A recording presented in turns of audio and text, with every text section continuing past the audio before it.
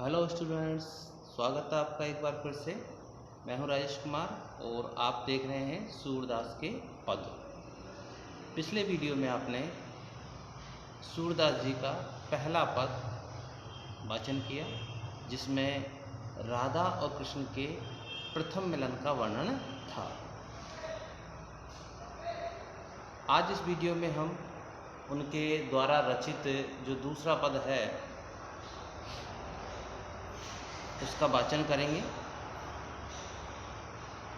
यह पद सूरदास जी की जो रचना है भ्रमर गीत सा, उससे लिया गया है।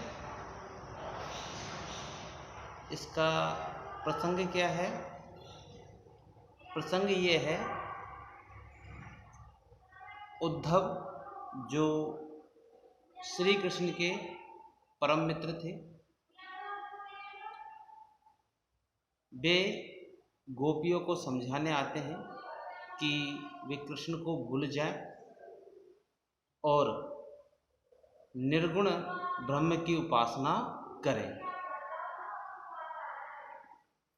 इस बात से दुखी होकर गोपियाँ उद्धव के समक्ष अपने तर्क प्रस्तुत करती है और श्री कृष्ण के प्रति अपने एक निष्ठ प्रेम को व्यक्त करती है। तो यहाँ इस पद में उद्धव और गोपियों के मध्य संवाद का वर्णन है। तो आइए शुरू करते हैं उद्धव गोपी संवाद।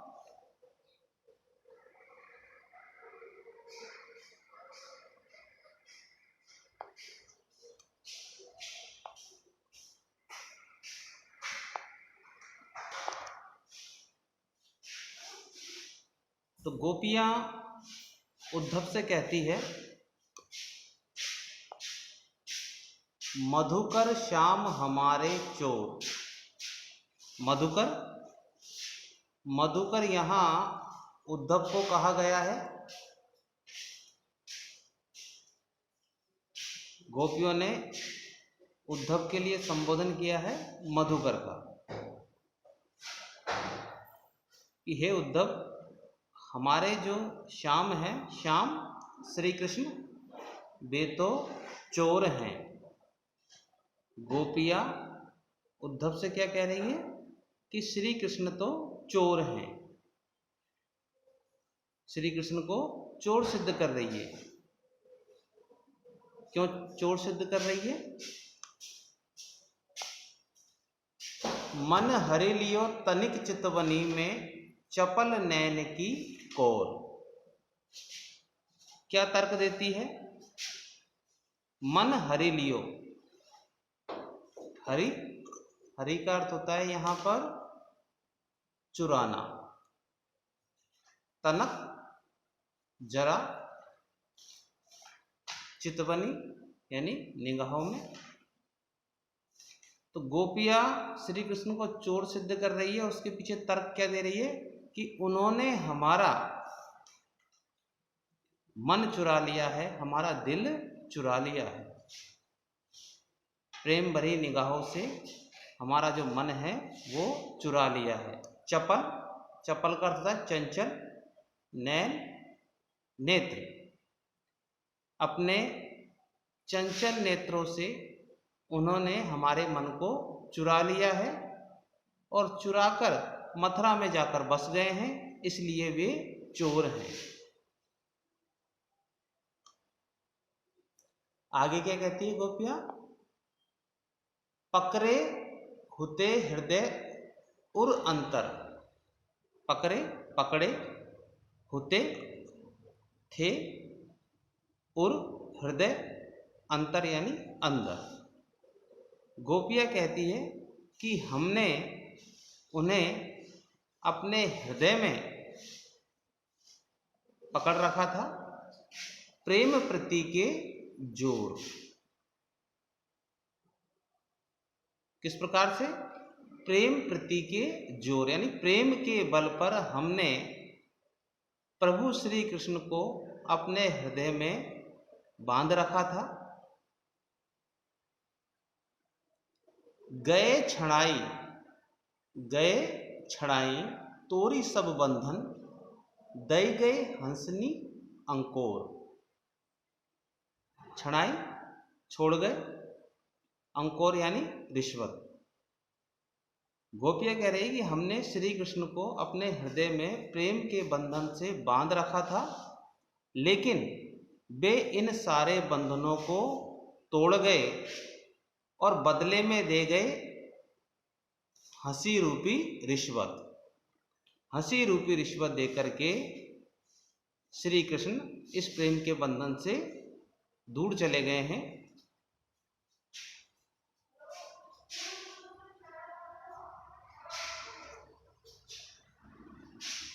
आगे गोपी अपनी पीड़ा को उजागर करते हुए कहती है उद्धव से, चौकी परी जागत निशि बीती। चौकी परी, चौक पड़ी, निशि, निशि यानी रात्रि। गोपियाँ कहती है कि हम चौक पड़ी और हमारी सारी जो रात है वो जागते हुए व्यतीत हुई। दूत मिलो एक भोर, दूत मिलो एक भोर यानी उद्धव के लिए आया है। यहाँ पे गोपियों के कहने का भावार्थ ये है कि हम तो श्री कृष्ण के मिलन की आस में खोई हुई थी, उनके मीठे सपनों में खोई हुई थी। अचानक से एक भ्रमर आया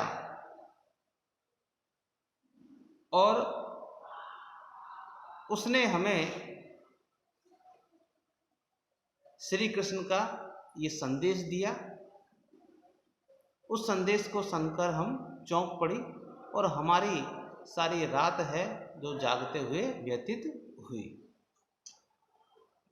यानी गोपियों के कहने का भाव ये हुआ कि वो श्री कृष्ण के मधुर सपनों में खोई हुई थी। उद्धव ने आकर उनसे कहा कि श्री कृष्ण को भूल जाओ और निर्गुण परम ब्रह्म की उपासना करो। इस बात से गोपियों का जो मधुर मिलन का सपना था वो टूट गया और वो अत्यंत दुखी हो गई। तो यहाँ दूत मिलो एक भोर, तो यहाँ दूत मिलो एक भोर उद्धव के लिए आया है, क्योंकि उद्धव श्री कृष्ण का दूत संदेश वाहक ही था। भंवरा क्यों कहा उद्धव को? क्योंकि जिस समय उद्धव का और गोपियों का संवाद चल रहा था, उसी समय एक भ्रमर बार बार गोपियों के आसपास घूम रहा था। तो गोपियों ने उस भ्रमर को माध्यम बनाकर उद्धव से अपनी बात कही, क्योंकि उद्धव भी भ्रमर की तरह एक ही बात कहे जा रहा था कि श्री कृष्ण को भूल जाओ, निर्गुण ब्रह्म की उपासना करो। भंवरा भी जो है एक ही प्रकार की ध्वनि करता है बार बार। इसलिए गोपियों ने उद्धव को जो है भ्रमर कहा है। आगे क्या कहती है गोपियाँ?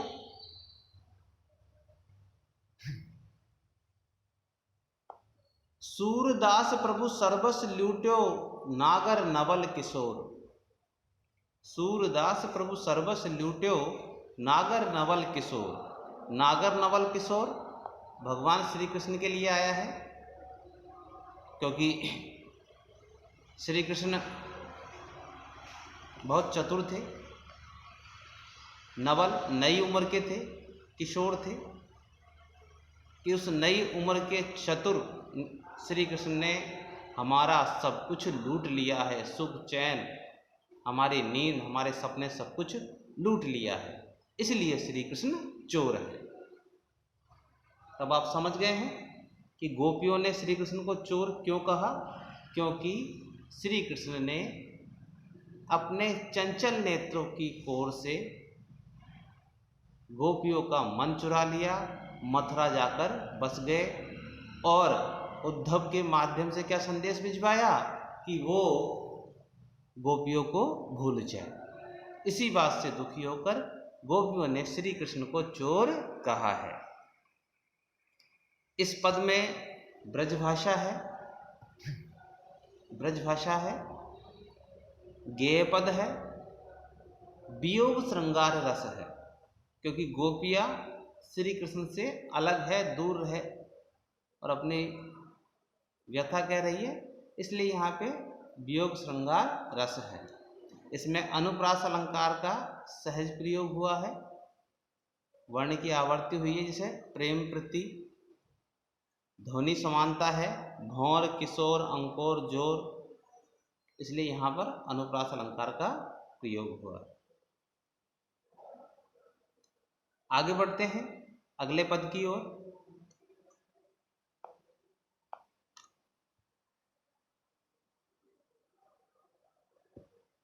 दूसरा जो पद है, इस पद में गोपियाँ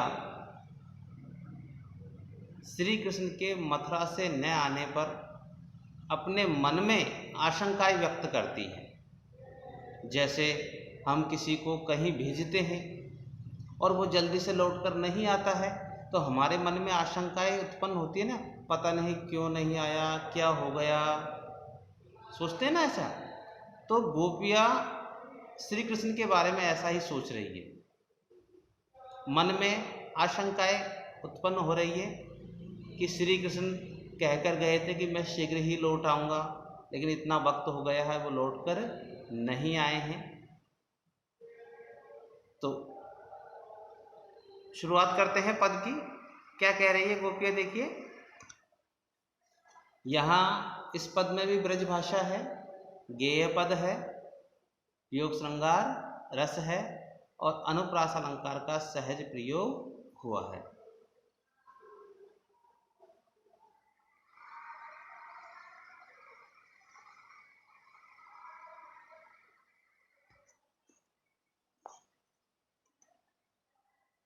क्या कहती है गोपियाँ? संदेशनी मधुबन कूप भरे, संदेशनी मधुबन कूप भरे, अपने तो पठवत नहीं मोहन, हमरे फिरे न फिरे। संदेशनी मधुबन कूप भरे,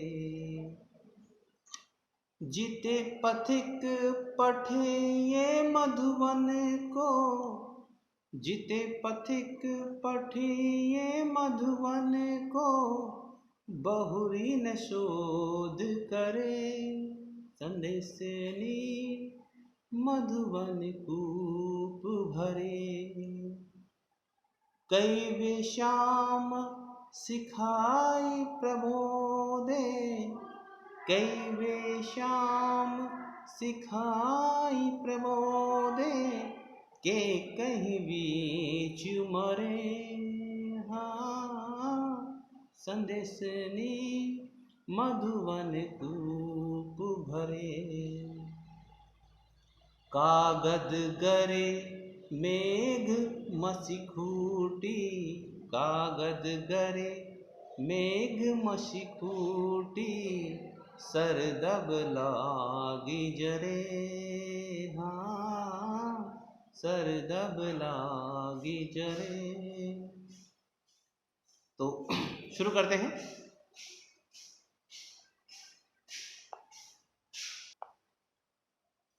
तो गोपियाँ कहती है कि हमारे संदेशों से मधुबन आया है मथुरा के लिए, मथुरा के कुएं भर गए होंगे। यानी गोपियों ने इतने संदेश भेजे श्री कृष्ण के लिए कि अब तक तो मथुरा के सारे कुएं भर गए होंगे। गोपियों के कहने का आशय यह है कि जब भी कोई पथिक मथुरा की ओर जाता था तो गोपियाँ उन्हें संदेश देकर भेजती थी। वे संदेश श्री कृष्ण के पास पहुंचते होंगे, उन कर्मचारियों को मिलते होंगे, मथुरा में उन संदेशों की चर्चा होती होगी। कहने का मतलब है कि अब तक तो सारे मथुरा वासियों को इस बात का पता लग गया होगा कि श्री कृष्ण से हम कितना प्रेम करती है और उनके वियोग में कितना दुखी है। क्या कहती है गोपिया? अपने तो पठवत नहीं, पठवत यानी भेजना, कि मोहन जो है अपने संदेश तो भेजते नहीं हैं, हमरे फिरी न फिरे, और हमारे जो संदेश हैं उनका वो जवाब नहीं देते हैं। जिते पथिक पठिए मधुवन को, कि जितने भी पथिक राहगीर मथुरा को भेजे गए, बहुरी ने शोध करे, वे लौट कर नहीं आए। कई वे शाम शिकाई प्रबोधे, प्रबोधे वश में करना, कहीं ऐसा तो नहीं है श्री कृष्ण ने उन्हें अपने वश में कर लिया है? क्यों? अपनी मधुर वाणी से वो सबको अपने वश में कर लेते हैं, जैसे उन्होंने गोपियों को वश में कर लिया। के कहीं बीच मरे, गोपी आशंका व्यक्त करे कहीं ऐसा तो नहीं है कि वो पथिक रास्ते में मर गए हों। ऐसा हो सकता है, जंगल में जानवरों को खतरा रहता है, हो सकता है आते समय या जाते समय वो मर गए हों और संदेश श्री कृष्ण तक पहुंचा ही नहीं हो। आगे क्या आशंका व्यक्त करती है गोपिया? कागद गरे मेघ, मेघ बादल, गरे यानी गल गए, कागद कागज, कहीं ऐसा तो नहीं है कि मथुरा के सारे कागज बारिश में गल गए हों, बारिश हो गई और सारे कागज गल गए हों, इसलिए श्री कृष्ण हमको संदेश नहीं लिख रहे हैं। मसी खूटी, मसी बोलते हैं शाही को, खूटी यानी समाप्त हो जाना, कहीं ऐसा तो नहीं है कि लिखने की जो शाही है मथुरा में समाप्त हो गई है, इसीलिए श्री कृष्ण हमको संदेश नहीं भेज रहे हैं। सर दब लागी जरे, दब दावानल, जंगल की आग बोलते हैं, सर यानी सरकंडे, कहीं ऐसा तो नहीं है कि जंगल की आग में सारे सरकंडे जल गए हैं। लिखने के लिए कलम बनाई जाती है सरकंडों से, तो कहीं ऐसा तो नहीं है सारे सरकंडे जंगल की आग में जल गए, तो कलम बन ही नहीं सकती, श्री कृष्ण संदेश कैसे लिखेंगे?